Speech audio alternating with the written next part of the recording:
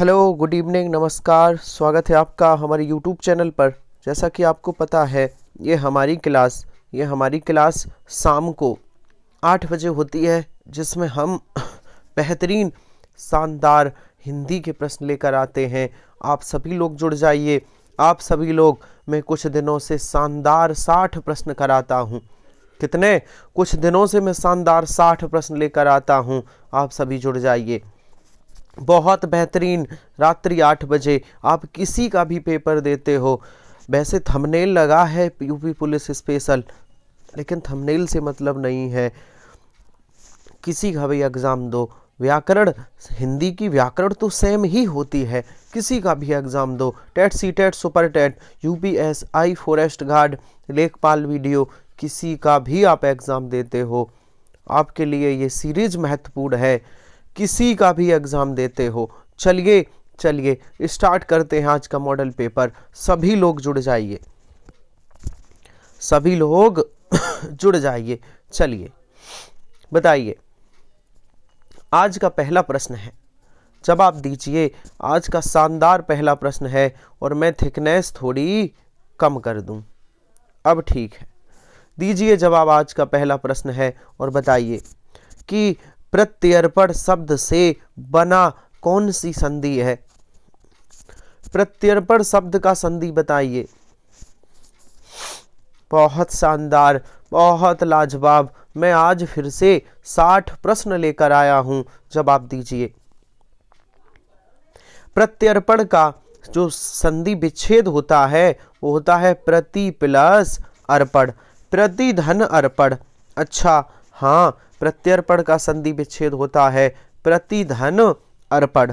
ठीक है, प्रति धन अर्पण। अच्छा, इसमें कौन सी संधि है? सर, यड़ संधि होती है। प्रत्यर्पण में कौन सी संधि है? यड़ संधि है। चलिए आगे और जवाब दीजिए। बताइए, छोटा मुंह बड़ी बात मुहावरे का अर्थ क्या है? बताइए। बहुत शानदार, बहुत लाजवाब, मुहावरे से प्रश्न है। बताइए। सभी लोग जुड़ जाइए, सभी लोग। रात्रि 8 बजे क्लास डेली होती है। छोटा मुंह बड़ी बात मुहावरे का अर्थ क्या है? जल्दी से जवाब दीजिए। ऑप्शन ए कर रहे हो तो गलत है, ऑप्शन डी सही होगा। छोटा होकर भी बड़ी बड़ी बातें करना। भैया, कब कहते हैं छोटे मुंह बड़ी बात? कोई छोटा है और बहुत बड़ी बड़ी बातें करता है, तो छोटा होकर बड़ी बड़ी बातें करना, छोटा मुंह बड़ी बात। चलिए बढ़ जाइए। बहुत शानदार। चुनाव के समय राजनीतिक दलों द्वारा, चुनाव के समय राजनीतिक दलों द्वारा प्रस्तुत खाली स्थान में से किसी एक को चुनना होता है। तो किसको चुनना होता है चुनाव के समय? अभ्यर्थियों को चुनना होता है, आवेदकों को, प्रत्याशियों को, या प्रार्थियों को? क्या भरा जाएगा? सर, प्रत्याशियों को चुनना होता है। खाली स्थान पर प्रत्याशी भरा जाएगा। बहुत शानदार, बहुत बढ़िया। आगे चलिए, क्रिया का भेद बताइए। शानदार प्रश्न है, जवाब दीजिए। सर, क्रिया का भेद क्या है? क्रिया का भेद क्या है, क्या आपको पता है? सर, क्रिया का भेद होता है, वह खाना खा रही है, तो इसमें क्या है क्रिया का भेद? सर, ये सकर्मक क्रिया है। जब क्रिया के साथ कर्म का प्रयोग होता है तो वहां सकर्मक क्रिया होती है, और कर्म का प्रयोग ना हो तो वहां कौन सी क्रिया होगी? अकर्मक होगी। अगर दो कर्म आ जाएं तो दो कर्मक। चलिए बढ़ जाइए। बहुत शानदार, बहुत बेहतरीन। जवाब दीजिए। सरयूर्मी, सरयूर्मी में संधि बताइए, कौन सी संधि है? बहुत शानदार, बहुत लाजवाब। सर, संधि से 2-3 प्रश्न जरूर एक प्रैक्टिस सेट में होते हैं। आपके एग्जाम में भी प्रश्न पूछे जाएंगे। संधि सीख लेना, नहीं तो मैं टॉपिक वाइज तो सिखाऊंगा ही। चलिए सर, सरयूर्मी का सबसे पहले संधि विच्छेद होता है, देख लो।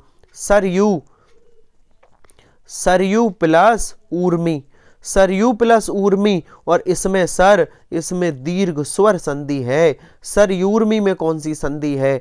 दीर्घ स्वर संधि है। बहुत बढ़िया, बहुत शानदार। चलिए आगे जवाब दीजिए।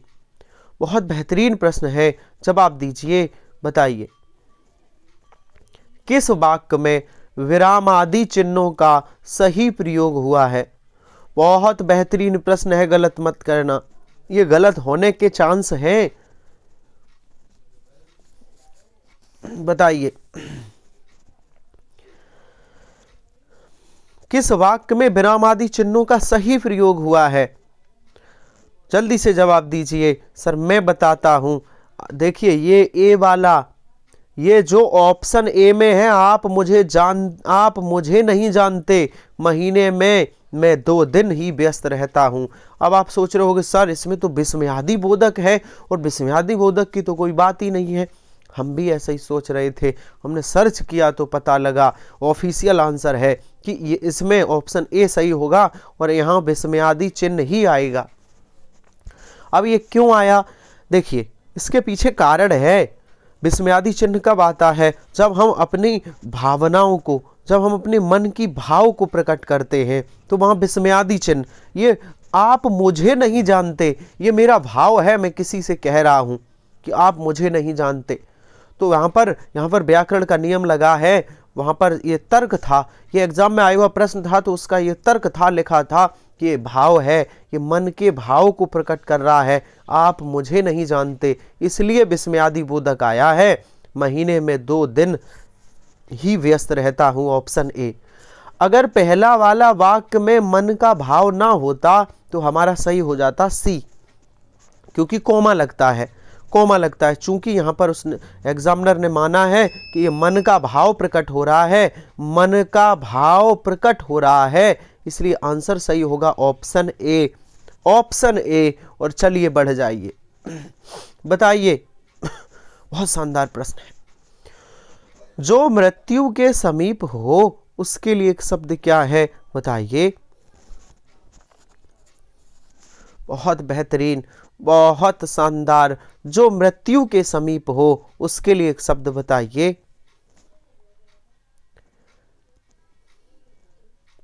सर जो मृत्यु के समीप हो मरणासन या आसन्न मृत्यु कहलाता है। जो मृत्यु के समीप हो उसे मरणासन या आसन्न मृत्यु कहते हैं। और आगे चलिए, कमला ने शांति को पुस्तक दी, कौन सी क्रिया है? बहुत शानदार, बहुत बढ़िया। कमला ने शांति को पुस्तक दी। सर एक शांति यहाँ है, एक पुस्तक यहाँ है, तो कर्म प्रयोग हुए हैं 2 कर्म, तो यहाँ दुकर्मक क्रिया है, पूर्ण दुकर्मक क्रिया। ऑप्शन सही होगा सी। और आगे बढ़ जाइए, बताइए। हिंदी वर्तनी की दृष्टि से अशुद्ध वाक्य बताना है। अशुद्ध शब्द कौन सा है? बताइए। 9वां प्रश्न का जवाब दीजिए। शुद्ध अशुद्ध वर्तनी से है। मैं इस टॉपिक को भी रात्रि 9 बजे करवाने वाला हूँ। शुद्ध अशुद्ध वर्तनी से है। सर संग्रह अशुद्ध लिखा है। अच्छा कैसे लिखा जाएगा? संग्रह ऐसे लिखा जाएगा। संग्रह शुद्ध ऐसे है, ये वाला रा नहीं आएगा। ऑप्शन सी सही होगा। आगे बढ़ जाइए, हमारा अगला प्रश्न है, जवाब दीजिए। किस क्रमांक में सही संधि नहीं है? बताइए। बहुत शानदार। सर ऊस प्लस ना ऊष्ण होता है, बिल्कुल सही है। सूर्प प्लस नखा सुपड़ खां होता है, बिल्कुल सही है। नार प्लस आयन नारायण होता है। दूस प्लस अन, सर ये दूषण कोई शब्द नहीं होता, दूषण नहीं होता, दूषण होता है, इसलिए ये कोई शब्द नहीं है। आंसर सही होगा डी। ये संधि ठीक नहीं है, आंसर सही होगा डी। चलिए आगे। बहुत शानदार। मैं रात्रि 8 बजे बेहतरीन प्रश्न लेकर आता हूँ। आप सभी लोग जुड़िए, आप सभी लोग जुड़ जाइए। बहुत शानदार प्रश्न करवाता हूँ। ध्वंस का विलोम शब्द क्या है? बताइए। विलोम शब्द नहीं किए तो मेरी रात्रि 9 बजे वाली क्लास से कर लीजिए। ध्वंस का विलोम शब्द क्या है? सर ध्वंस का मतलब होता है नष्ट करना। किसी चीज को बिगाड़ देना, नष्ट करना, खत्म कर देना। और विलोम होता है निर्माण, ध्वंस का विलोम निर्माण होता है। बहुत बढ़िया, बहुत शानदार। बताइए अगला प्रश्न कि रक्त का पर्यायवाची नहीं है, जवाब दीजिए। बहुत शानदार, बताइए। बहुत बेहतरीन प्रश्न है, बताइए। रक्त का पर्यायवाची नहीं है, जवाब दीजिए। सर रक्त का कौन नहीं है? सर रक्त का खून होता है, रक्त का सोडित होता है, रक्त का रुधिर होता है, रक्त का कासिर नहीं होता। रक्त का क्या नहीं होता? रक्त का सर कासिर नहीं होता। अच्छा, ये कासिर नहीं कसिर होना चाहिए, कसारी। कासिर गलत लिखा है, कसारी। ऑप्शन डी सही होगा। अच्छा, तो कसारी मीन्स क्या होता है? कसारी मीन्स होता है भंजक, तोड़ने वाला। किसी चीज को कोई तोड़ दे वो कसारी कहलाता है, भंजक। ठीक है, चलिए। भंजक, जैसे जैसे मैं कहूं कि जो फिटकरी होती है, कोई भी चीज है, जैसे फिटकरी दूध को फाड़ देती है। यदि दूध में फिटकरी डालो तो दूध को फाड़ देती है, तो फिटकरी को भंजक कहेंगे। वो तोड़ने वाले हुई, तोड़ने वाले हर पदार्थ को, हर वस्तु को भंजक कहते हैं। ठीक है, तो उसी को कसारी भी कहते हैं। ऑप्शन सही होगा डी। चलिए चलिए आगे बताइए। आषाढ़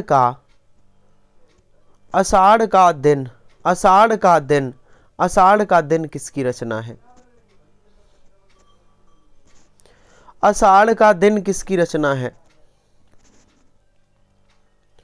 सर आषाढ़ का दिन किसकी रचना है? मोहन राकेश की रचना है। आषाढ़ का दिन किसकी रचना है?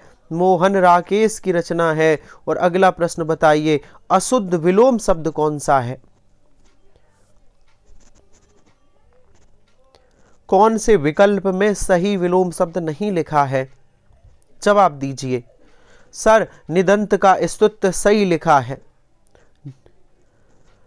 निषिद्ध का विहित सही लिखा है, इथि का अथ होता है विलोम, लेकिन निर्मल का अमल नहीं होता। निर्मल का विलोम होता है मलिन। निर्मल का विलोम मलिम होना चाहिए, यही अशुद्ध है। सर ऑप्शन सी क्या होगा? ऑप्शन सी वाला सही नहीं लिखा, यही वाला आंसर होगा। चलिए अगले प्रश्न पर बताइए, अकाल पीड़ित में कौन सा समास है? बहुत शानदार, बहुत बढ़िया। रात्रि 8 बजे आइए, मैं बेहतरीन हिंदी के प्रश्न लेकर आता हूं। अकाल पीड़ित, अकाल से पीड़ित। सर अकाल से पीड़ित करण तत्पुरुष समास कौन सा होगा? करण तत्पुरुष समास। बहुत शानदार, बहुत बढ़िया।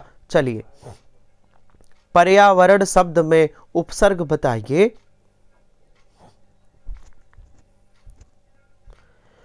बहुत बेहतरीन, बहुत शानदार। पर्यावरण शब्द में कौन सा उपसर्ग है, क्या आपको पता है? सर उपसर्ग शब्द के आगे जुड़ता है, बिल्कुल। तो पर्यावरण में कौन सा उपसर्ग है? इसे अलग करिए, परि प्लस आवरण। इस शब्द को परि प्लस आवरण लिख सकते हैं। पर्यावरण में सी विकल्प परि उपसर्ग होता है, परि उपसर्ग होता है। चलिए आगे आगे जवाब दीजिए, बताइए। निम्नलिखित शब्दों में संज्ञा शब्दों से बने विशेषण का, संज्ञा शब्दों से बने विशेषण का सही विकल्प है? कौन सा सही विकल्प है, बताइए। जो संज्ञा से विशेषण बना हो। सर ऑप्शन ए भी गलत है, बी भी गलत है, डी भी गलत है, सी सही है। प्रत्याशा एक संज्ञा है भाववाचक, और इससे विशेषण बना है प्रत्याशित। ऑप्शन सही होगा सी। विकल्प कौन सा सही है? विकल्प सी होगा। और बढ़िया सा टॉपिक आया है, लेखन और पत्र से प्रश्न है, यह भी रात्रि 9 बजे पढ़ाऊंगा। परिपत्र शामिल हो सकता है। परिपत्र किसे कहते हैं? किसे कहते हैं परिपत्र? सर किसी को आदेश दो तो वो जो पत्र लिखा जाता है, देखिए अब आप कहोगे सर आदेश दो तो पत्र लिखा जाता है, बिल्कुल। जब सरकारी कामकाज होते हैं तो आज भी पत्र प्रथा है, भारत में पत्र लिखे जाते हैं सरकारी काम में। नोटिफिकेशन, नोटिस, वैकेंसी आनी हो तब भी पत्र भेजा जाता है, नोटिस कि इतनी इतनी वैकेंसी आई हैं। तो जब एक अधिकारी दूसरे को आदेश देता है, एक डिपार्टमेंट, तो आदेश तो वो भी परिपत्र कहलाता है, वो नोटिस परिपत्र। शासकीय पत्र भी परिपत्र कहलाता, ज्ञापन जारी हो वो भी परिपत्र। ये सभी चलिए ये टॉपिक पत्र वाला मैं पढ़ाऊंगा, शासकीय अर्धशासकीय पत्र ये सब पढ़ाऊंगा, परेशान मत हो। रात्रि 9 बजे। बताइए मधुरमा शब्द में प्रत्यय क्या है? पता है तो बताओ। मधुरमा शब्द में प्रत्यय क्या है? बहुत शानदार। सर रिमा नहीं, रिमा नहीं, अगर रिमा अलग कर देंगे तो बचेगा मधु, मधु और इधर रिमा, रिमा का कोई अर्थ नहीं है। सर मधुर एक शब्द है, मधुर, मधुर में इमा अलग होगा, मधुरमा में इमा प्रत्यय है।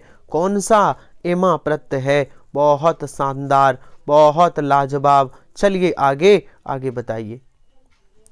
अनपढ़ में कौन सा समास है? बताइए। बहुत शानदार, बहुत लाजवाब। अनपढ़ में कौन सा समास है?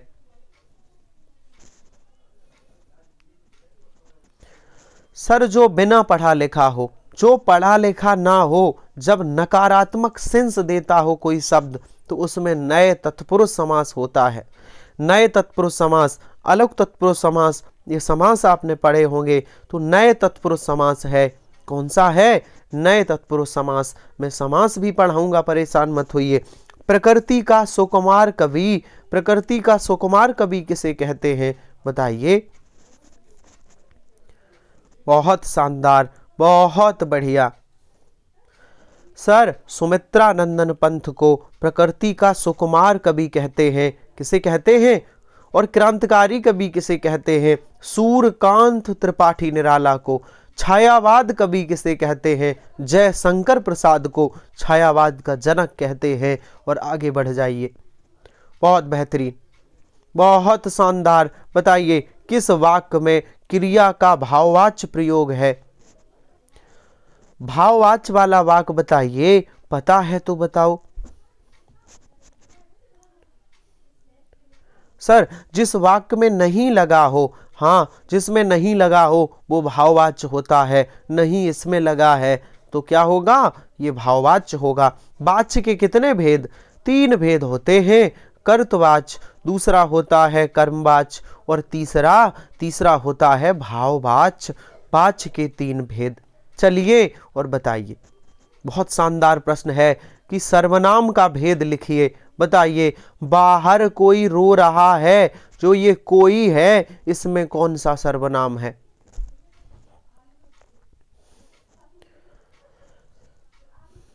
सर कोई में कौन सा सर्वनाम है? सर पता नहीं, बाहर कोई रो रहा है, अब कंफर्म नहीं है कौन है। अनिश्चयवाचक सर्वनाम है। कौन सा सर्वनाम है? अनिश्चयवाचक सर्वनाम है। चलिए आगे और अगला प्रश्न बताइए।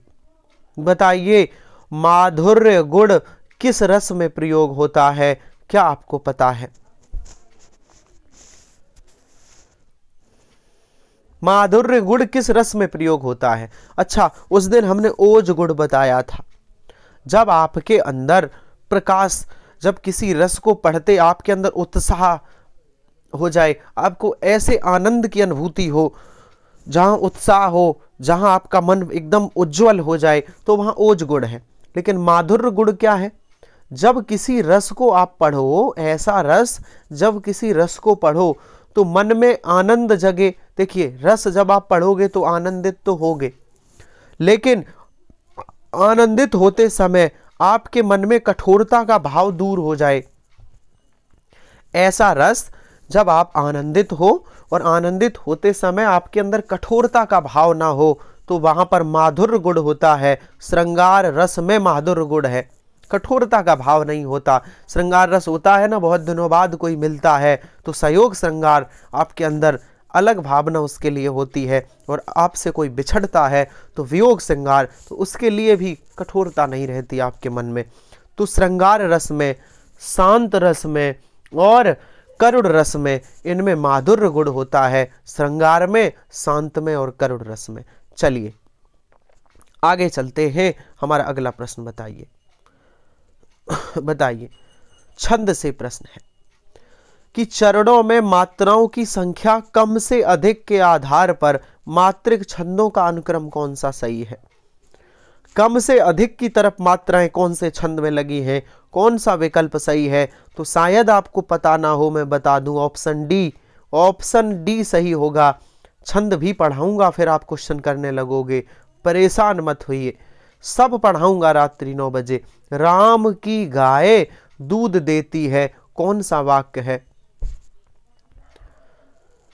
बहुत बढ़िया। क्लास को सभी लोग शेयर करिए, क्लास को जरूर अपने दोस्तों तक पहुंचाइए, उनको क्लास, उनकी भी मदद करिए, उनको बताइए कि आप हिंदी यहाँ से तैयार कर सकते हैं। राम की गाय दूध देती है, यहाँ सरल वाक्य है, कौन सा वाक्य है, सरल वाक्य। और आगे बताइए, अपील शब्द क्या है।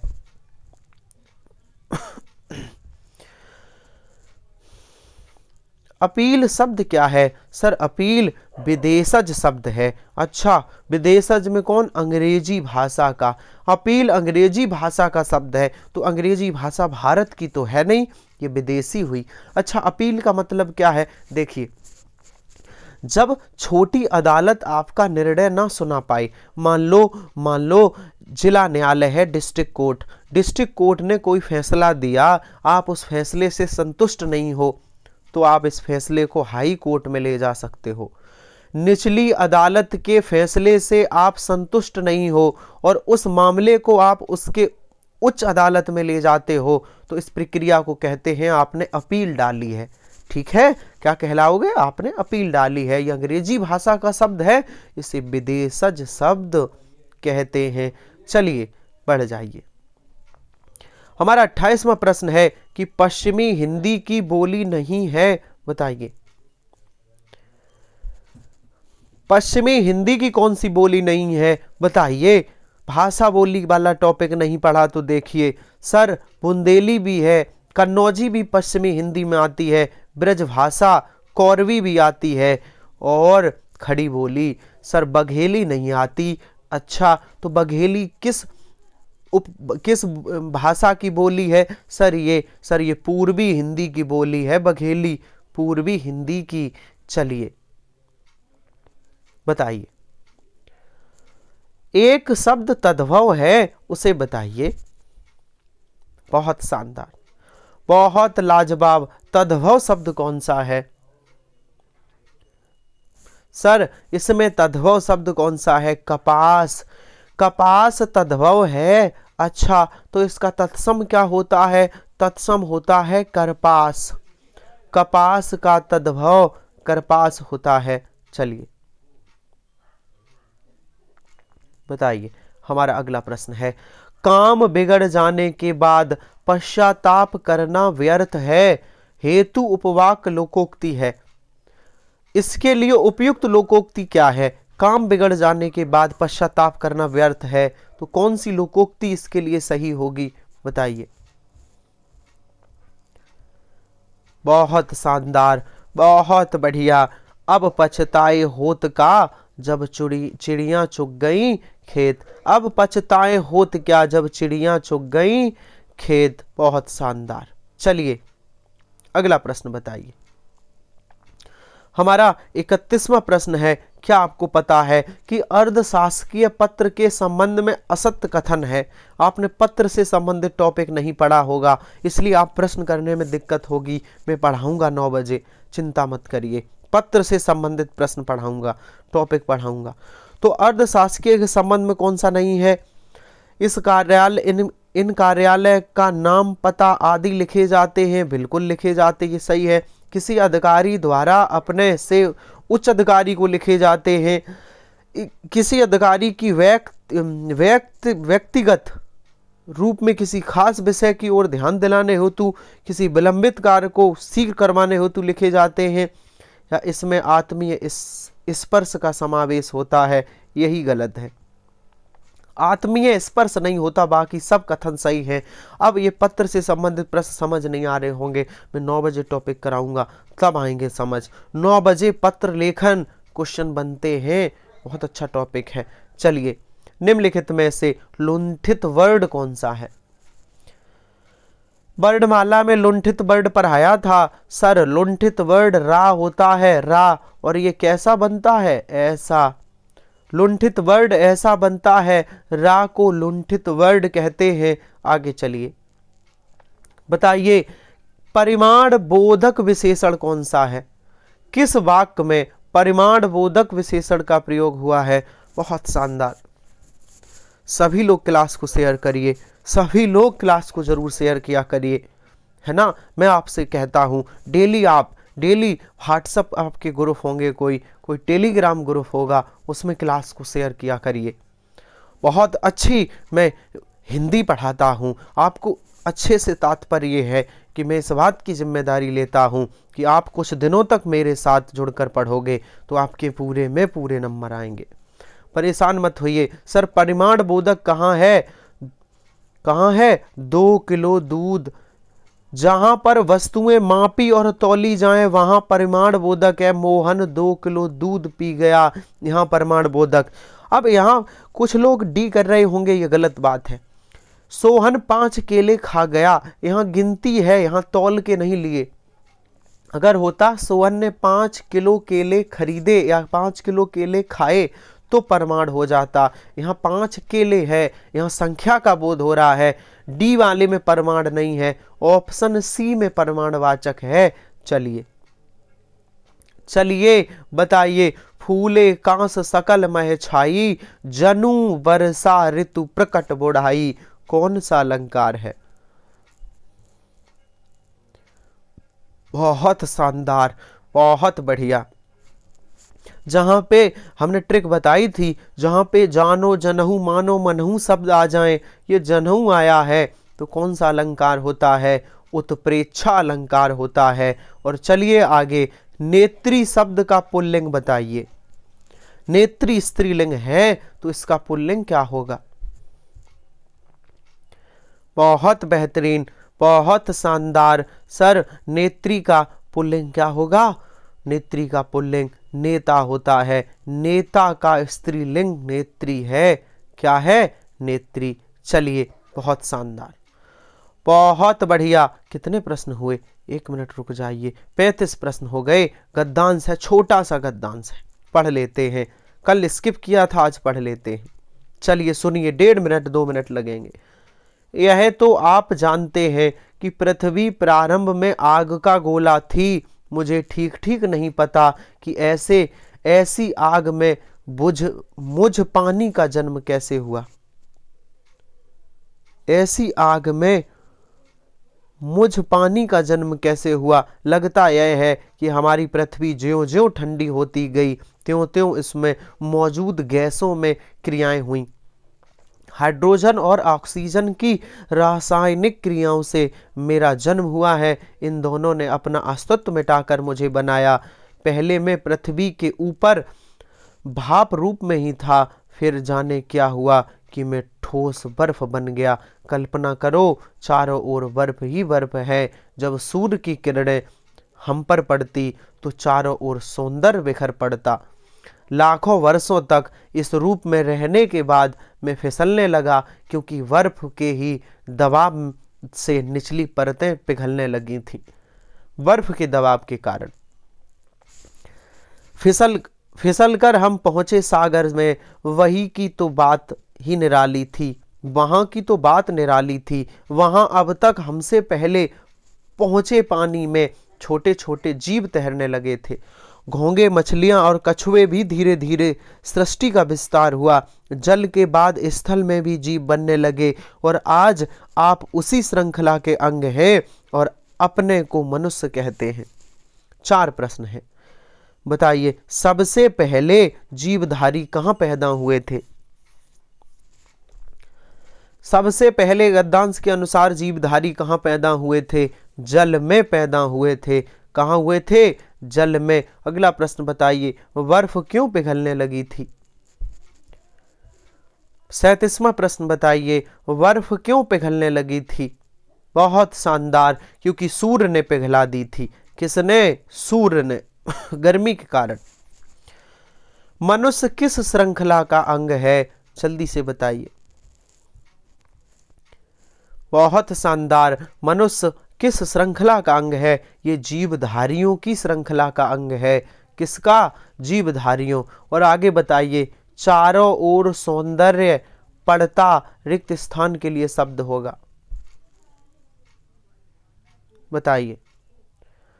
चारों ओर सौंदर्य पड़ता रिक्त स्थान के लिए शब्द है चारों ओर सौंदर्य बिखर पड़ता। चमक मत करना, चारों ओर सौंदर्य बिखर पड़ता। और गद्यांश से संबंधित आखिरी प्रश्न है, यह आत्मकथा किसकी है? बताइए। जो ऊपर आत्मकथा लिखी है, ये आत्मकथा किसकी थी? गद्यांश सर पृथ्वी की थी। किसकी थी? पृथ्वी की थी। चलिए 41 से 42 विलोम शब्द बताना है। बताइए। दुर्बुद्धि का विलोम शब्द क्या है? बताइए। बहुत शानदार, बहुत लाजवाब। दुर्बुद्धि का विलोम क्या है? सर दुर्बुद्धि का विलोम सद्बुद्धि होता है। दुर्बुद्धि मीन्स बेकार बुद्धि, बुरी बुद्धि, और सद्बुद्धि मीन्स अच्छी बुद्धि। चलिए, आमोद और प्रमोद का विलोम शब्द बताओ। दो शब्दों का एक साथ विलोम शब्द बताना है।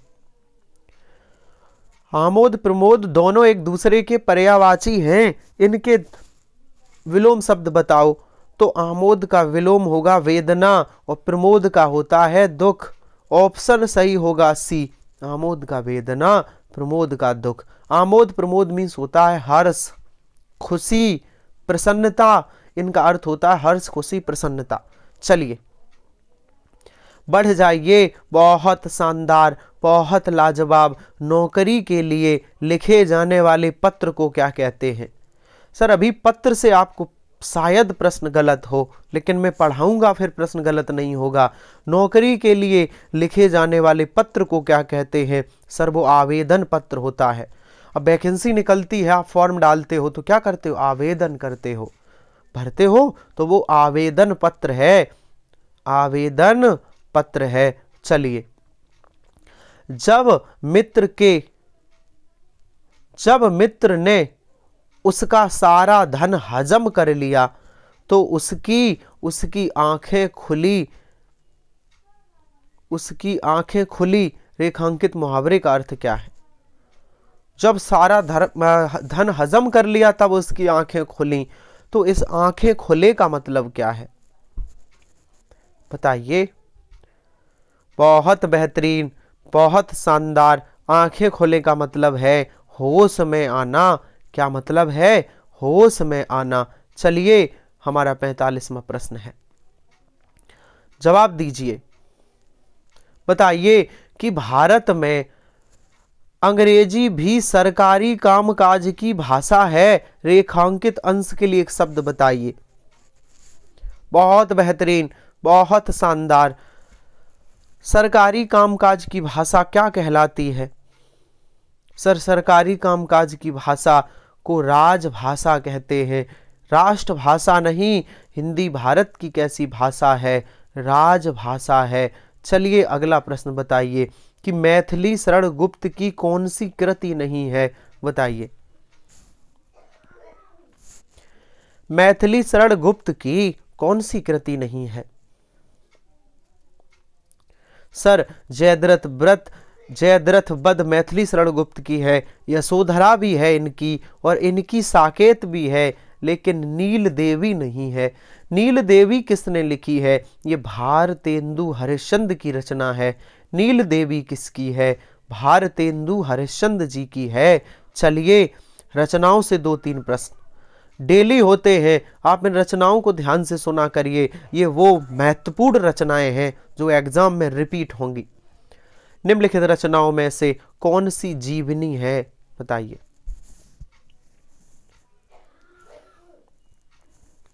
कौन सी जीवनी है? सर जो जीवनी है आवारा मसीहा ये जीवनी है। आवारा मसीहा लिखी किसने है? विष्णु प्रभाकर ने लिखी है। आवारा मसीहा विष्णु प्रभाकर ने लिखी है और ये जीवनी है। क्या है? ये जीवनी है। चलिए आगे बताइए। बताइए कौन सा शब्दालंकार नहीं है? क्या आपको पता है? कौन सा शब्दालंकार नहीं है? बहुत बेहतरीन, बहुत शानदार। सभी लोग क्लास को शेयर जरूर करिए। सभी लोग, जब क्लास समाप्त हो जाए तो क्लास को किसी ग्रुप में आप अपने टेलीग्राम और व्हाट्सएप ग्रुप पे शेयर जरूर किया करिए।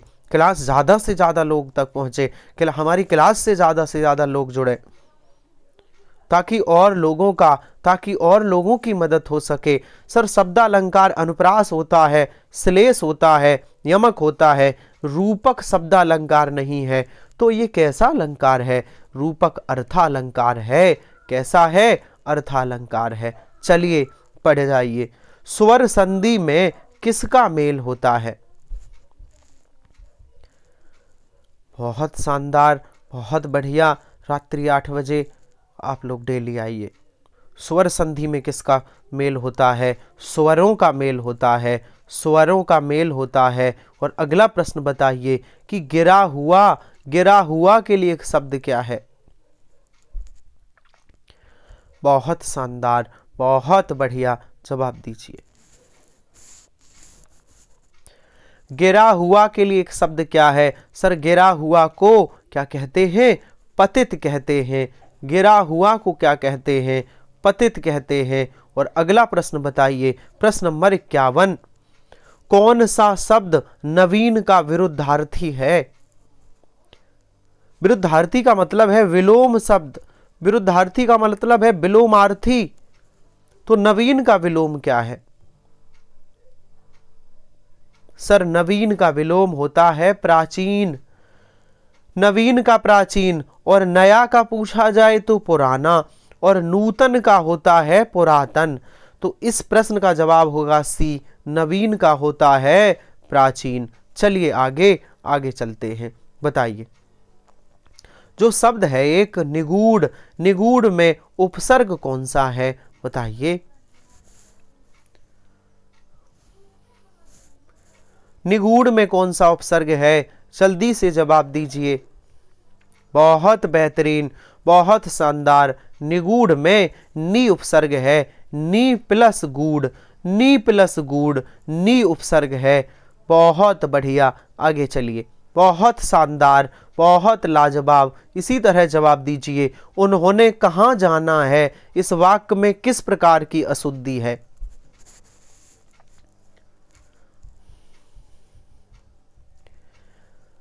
उन्होंने कहाँ जाना है, तो क्या कौन सी अशुद्धि है? सर उन्होंने नहीं, उन्हें होना चाहिए था। उन्हें कहाँ जाना है? अच्छा, तो उन्होंने की जगह उन्हें होना चाहिए। अच्छा, ये उन्होंने क्या है? ये सर्वनाम है, तो सर्वनाम संबंधी अशुद्धि है। ऑप्शन सही होगा ए, सर्वनाम संबंधी अशुद्धि है। अगला प्रश्न बताइए कि तत्सम शब्द नहीं है। बहुत शानदार, एक से बेहतरीन प्रश्न में रात्रि 8 बजे लेकर आता हूं। बहुत शानदार प्रश्न लाता हूं, जुड़ जाइए आप मेरे साथ।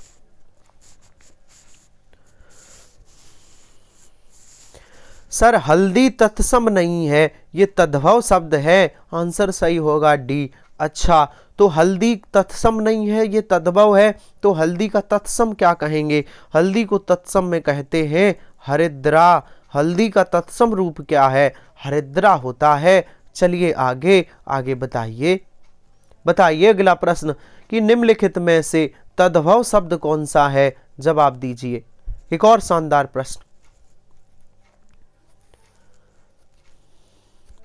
तद्भव शब्द कौन सा है? सर तद्भव शब्द कांच है। कांच एक तद्भव शब्द है। अच्छा, ऑप्शन सही होगा सी। तो कांच का तत्सम कैसा होगा?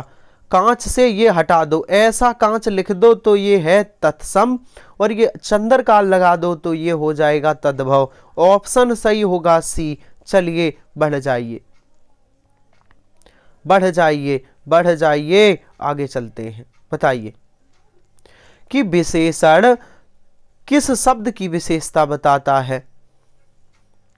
बहुत शानदार, बहुत लाजवाब। विशेषण किस शब्द की विशेषता बताता है। सर विशेषण संज्ञा की विशेषता बताता है। किसकी? संज्ञा की। अच्छा, जो क्रिया की विशेषता बताएं उन्हें क्या कहते हैं? उन्हें क्रिया विशेषण कहते हैं। जो क्रिया की विशेषता बताएं उन्हें क्रिया विशेषण कहते हैं। और अगला प्रश्न है हमारा 57वां प्रश्न कि व्याकरण में काल का अर्थ क्या है, बताइए। व्याकरण में जो आपने काल पढ़े थे ना, वर्तमान काल, भूतकाल, भविष्य काल, उस काल का मतलब क्या है? उस काल का मतलब होता है समय। व्याकरण में काल का मतलब समय होता है। चलिए हमारा अगला प्रश्न बताइए कि कौन सा शब्द पुल्लिंग है।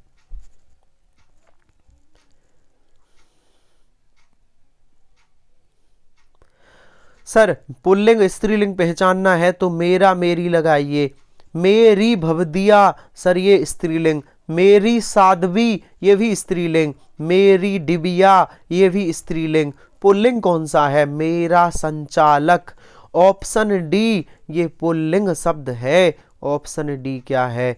ये पुल्लिंग शब्द है। चलिए बताइए। उसने टेढ़ी चाल चली, वाक्य में कौन सा कारक है? जवाब दीजिए। बहुत शानदार प्रश्न है। उसने टेढ़ी चाल चली, वाक्य में कौन सा कारक है? सर उसने टेढ़ी, ये कौन सा कारक दिख रहा है? जब किसी भी शब्द पर अंडरलाइन ना हो तो कौन सा कारक चिन्ह, इधर से देखो कौन सा दिख रहा है? ने, तो कर्ता कारक। ने किसका कारक है? ये कर्ता का है। चलिए बढ़ जाइए। आज का आखिरी प्रश्न है, शानदार जवाब देना। वह दिन भर पढ़ता रहता है, रेखांकित पद में कौन सा अव्यय है? आज का आखिरी, और हमारे 60 प्रश्न कंप्लीट होते हैं। वह दिन भर पढ़ता रहता है। देखिए सर, अगर यहाँ पर होता रीतिवाचक क्रिया विशेषण तो हम टिक लगा देते। अब रीतिवाचक है नहीं तो दिन भर किसका सूचक है? दिन भर बताता है कि पूरे दिन, मतलब ये मात्रा को बताता है कि हमने पूरे दिन पढ़ाई की है। परमाणवाची विशेषण होगा। परमाणवाची अव्यय होगा इसमें, दिन भर में परमाणवाची। रीतवाचक अगर ऑप्शन में नहीं है तो हम परमाणवाचक करेंगे। ऑप्शन ए सही है। हमारे 60 प्रश्न कंप्लीट हुए। बताओ सेशन कैसा लगा? और अभी क्लास समाप्त हो रही है। सभी लोग अपने व्हाट्सएप और टेलीग्राम कोई ग्रुप होंगे उनमें क्लास शेयर ज़रूर करना। इतना ज़रूर कर दिया करो, है ना, इतना ज़रूर, क्योंकि इस क्लास से, आपके शेयर करने से किसी की मदद होती है तो बड़ा अच्छा काम है। चलिए अभी रात्रि 9 बजे आज पर्यायवाची की आखिरी क्लास है, जुड़ जाइए रात्रि 9 बजे। चलिए तो ये क्लास समाप्त करते हैं। इस क्लास में मिलेंगे कल फिर से नए प्रश्नों के साथ। तब तक के लिए धन्यवाद।